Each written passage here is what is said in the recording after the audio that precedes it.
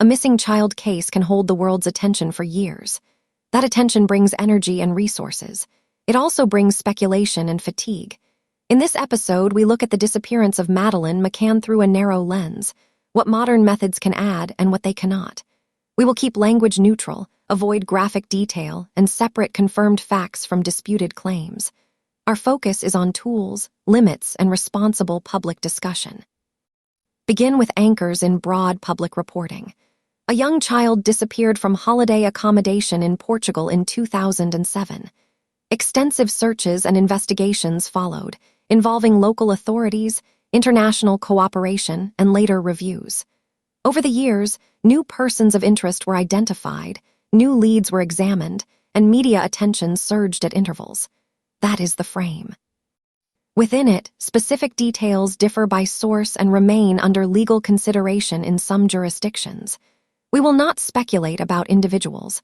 We will talk about methods.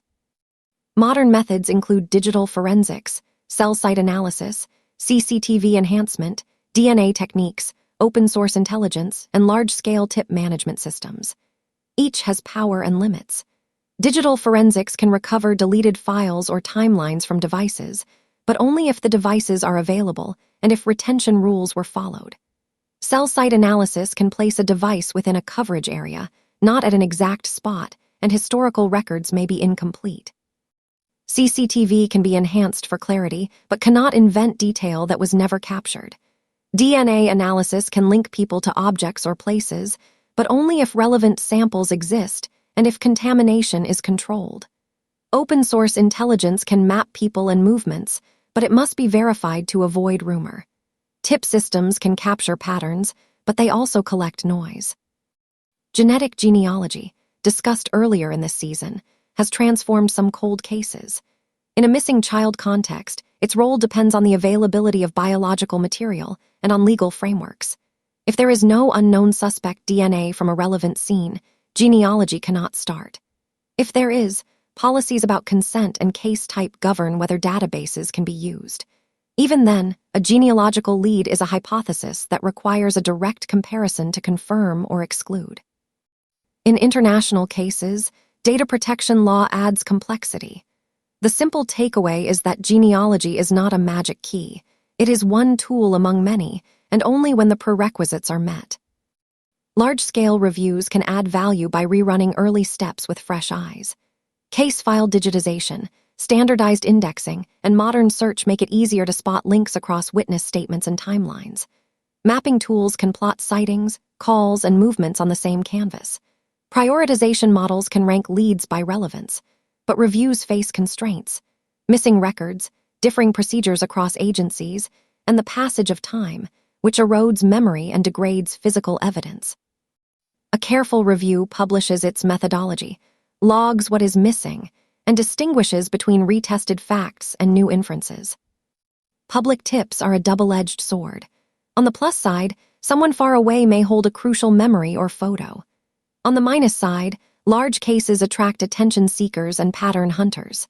Responsible tip management uses clear intake forms, discourages theories about private individuals, and focuses on specific, checkable information: dates, locations, vehicles, photographs, and direct connections. For the public, the responsible stance is to send tips privately to official channels and to avoid nomming people online. A name posted without evidence is not a contribution, it is harm. Media dynamics influence perception. High-attention cases generate waves of coverage that can shape what people remember. If a headline misstates a fact, the correction may travel less far. For listeners, a habit of reading primary statements from authorities, rather than summaries of summaries, is protective. Always check dates and sources. Ask whether a new claim is a confirmed development, a line of inquiry, or speculation. This distinction helps you avoid fatigue and cynicism while still staying informed. International cooperation is both essential and slow. Different countries have different legal thresholds, data retention policies, and privacy rules. Mutual legal assistance requests and cross-border warrants take time. This can feel like inaction from the outside. In reality, paperwork is a form of protection. It documents who can access what, when, and under what conditions. When cases cross borders, patience and process are part of the ethics of investigation. Let us talk about what technology cannot do. It cannot replace witness memory entirely. It cannot conjure material that was never collected, and it cannot resolve contradictions by itself. It cannot remove the need for careful ground searches, neighborhood canvasses, and re-interviews conducted with best practice methods.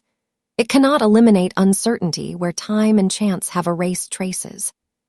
Technology can assist, rank, and visualize, but the core remains human work tied to law and procedure. For families, the human side matters most. Modern methods can rekindle hope and open new doors, but they also reopen wounds when headlines return. Support systems that offer counseling, clear communication, and realistic timelines are as important as algorithms. Families need space to be private people, not perpetual subjects of debate. For the rest of us, empathy looks like resisting the urge to fill silence with speculation and remembering that public curiosity lives beside private grief. Here is a compact toolkit for listeners engaging with long-running missing cases. First, prefer primary statements and official updates over commentary. Second, distinguish confirmed facts from lines of inquiry. Third, avoid naming private individuals or repeating speculation. Fourth, understand the limits of tools. Cell data is area-based. CCTV has resolution limits. Genealogy needs biological material and legal permission. Fifth, accept that some intervals will have no public updates. That does not mean nothing is happening. Sixth, support organizations that improve tip processing, victim support, and international cooperation. We will close with a balanced summary. Technology has expanded what is possible in investigations, including in high-profile missing child cases. It can surface new paths when old ones are exhausted. It can also distract if we treat it as a cure-all. The discipline is to pair new tools with old virtues, careful records, respectful communication, defined methods, and patience. Curiosity is appropriate. So is restraint. Between those poles lies the best chance at clarity. Next time, we examine the John Benet Ramsey case through the lens of evidence handling and public narratives. We will discuss what good evidence practice looks like and how early choices shape decades of conversation while avoiding graphic detail and protecting private individuals. Narration generated with AI, facts verified from public sources. No legal advice is given. The purpose is education and public safety. If you have a case tip or a documented pattern to share, use a safe channel and remove personal information that could identify non-public individuals.